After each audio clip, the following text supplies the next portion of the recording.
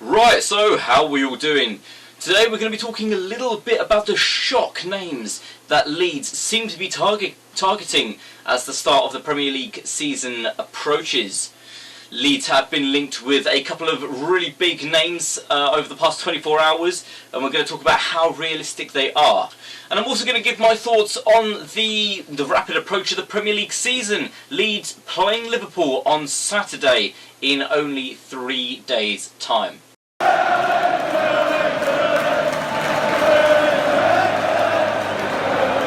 I hope you're all doing very, very well. Where to start with Leeds? I think what we'll do is we'll tackle the big news over the last 24 hours. The name that Leeds have been most recently linked with is Julien Draxler. Yes, I did say that right. The news coming from RMC Sport, the French outlet, saying that Leeds have actually approached the French club PSG to inquire about Draxler's current situation. Now, Draxler only has 1 year left on his contract, and PSG are keen to move him off of the books as they, along with a lot of the French clubs, they're looking to bring in some funds to combat some of the losses that they've made through the COVID pandemic. Draxler, who only actually featured 18 times for PSG last season, he seems to be surplus to requirements now for the French club, and they are open to offers for him. And the French publications saying that Leeds are the name that are in for him. Now, while this is very, very exciting news for Leeds and for our fan base, Draxler's a huge name. He played a massive part in Germany's World Cup winning campaign. Scored quite a few goals for them actually, but over the last couple of seasons his importance in PSG has seemed to fallen. He's 26 years old, so he is in the prime of his career, and the Germany coach Joachim Löw has told Draxler that he will not be included in the German setup for the upcoming games if he isn't getting first team minutes, and that's just not happening for him at PSG at the moment. So where do Leeds come into this? Well, not much has really been said, other than the fact that Draxler himself has ruled out a move to Leeds, saying that he's happy where he is. He's refused offers from other Bundesliga clubs, and he's happy to stay in France. All of this seems to be coming off the back of the Rodrigo de Paul chase, which has heavily faltered. It's heavily faltered recently. We seem to be... we're still in the running, we're still in talks. De Paul himself looks to be holding out for a move elsewhere to Juventus. Now, I really wanted to talk a little bit more about why I think the likes of a Julien Draxler and Rodrigo de Paul could potentially be expensive flops for Leeds. And here's why. The marquee signings, the standout signings that we've made so far are Rodrigo and Robin Koch, along with a whole host of youth squad signings. But both Rodrigo and Koch have publicly come out and they've sung their praises for Marcelo Bielsa. They've spoken about a close bond already with the other players in the team. And for me, it really kind of shows the right mentality that we need. Rodrigo's getting interviewed after his international Spain matches, and he's saying, I've been asking for training clips of Leeds, of the Bielsa murder ball. I can't wait to get started. It's a big step for me.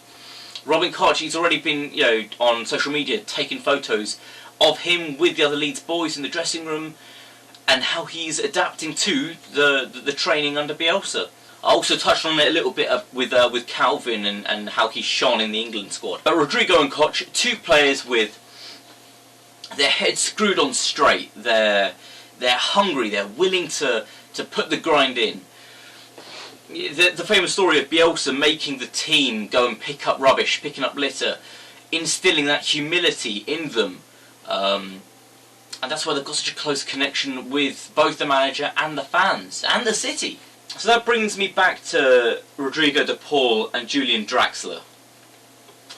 Have they got the right mentality to fit in with the Leeds squad?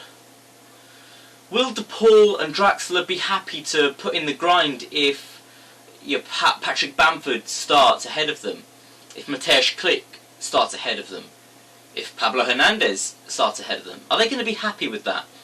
Or are they going to be a bit diva-ish, a bit prima donna, throw their toys out the pram and cause a little bit of dissent and unrest in the dressing room? We know Bielsa doesn't stand for that. He booted Samu Saiz out. He got rid of Pontus Jansson. Pontus was a decent player, but he didn't fit the mentality. He didn't fit the mould. Is the likes of a Draxler and the De Paul in that similar vein? We're not denying their quality, but we're saying, have they got the wrong mentality for Leeds? I think they do. And on that note, the search for an attacking midfielder, the Pablo understudy, it continues. Let me know who you would like to see in that role. Who could Leeds bring in? Are there any youngsters in the youth setup that you think could step up? Or, do we need to keep looking in Europe for that creative attacking spark? The other big news is regarding the other signing that we look to strengthen, the other centre-back role. And Josko Gvardiol is the big player, the one that Leeds are chasing after. And it looks as if that chase is very rapidly coming to an end. A couple of days, in my last video actually, we said that Sports-K, the Croatian outlet, stated that Gvardiol could sign for Leeds very, very soon, after the initial bid was made for about 16-17 million pounds. And we also said that RB Leipzig were very keen on Gvardiol as well and looked to still be in the race. Now, the Italian news outlet today, Gianluca Di Marzio, have said that Leeds are in pole position, and could make their move today after RB Leipzig have backed off. They seem to have moved away from the deal. Leeds have offered the new deal of just under £20 million. It does include a 20% buyback, a 20% sell-on clause. That's a bit steep, isn't it? £19.9 million bid with a 20% sell-on, which is a far higher offer than RB Leipzig were willing to put in, and it looks like they have dropped out of the race now. Leeds are seriously throwing down the gauntlet with this offer. Does Gvardiol need a little bit more convincing? He's certainly considering his options carefully. We can't offer the European football that he would like, unlike the likes of Dynamo Zagreb and RB Leipzig. But these are all steps in the right direction. We look to be the only front-running team now. Can we convince Gvardiol to join up? You might be convinced if we can get Bielsa on the phone for him. The deal's on the table. Dynamo Zagreb want to sell. Can Gvardiol be convinced to make the move over to Leeds? And I think that solves our defensive options.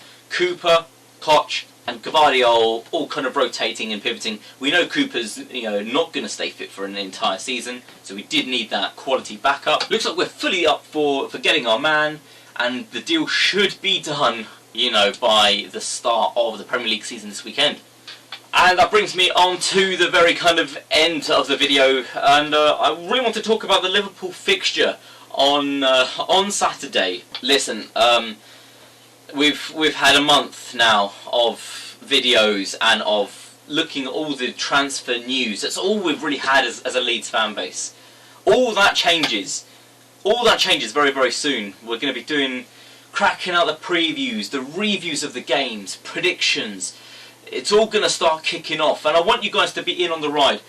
This is going to be the last transfer rumour video that I do, with the exception of confirmed signings, and then I'll react to those.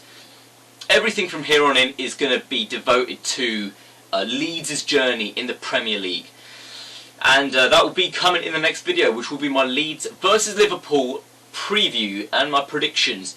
And I'd like your guys' help with that. In this video, please comment your predictions for the Leeds-Liverpool game, and I will feature them all in the next video. So really get on that hype train. Listen, it's not that far to go now. I'm excited, I'm hyped. Football's been away for far too long for my liking, and yeah, we're getting back into it. I'm not going to predict anything now. That's all coming later on in the week. Please remember to like, comment and subscribe on this video. Should we step away from De Paul, and do you think Draxler is a realistic option? Who would you like to see brought in for that attacking midfielder creative role? Thank you so much again for supporting the channel. We are growing, you know, we're racing up to 1k. Can we get to 1,000 subscribers? Because I'm really hoping that this channel can grow. We're going to be looking to invest a little bit further, maybe do some live streams, some watch-alongs. But the predictions and the reactions are all on their way. We march on together, support the team, support the channel, and as always, stay safe.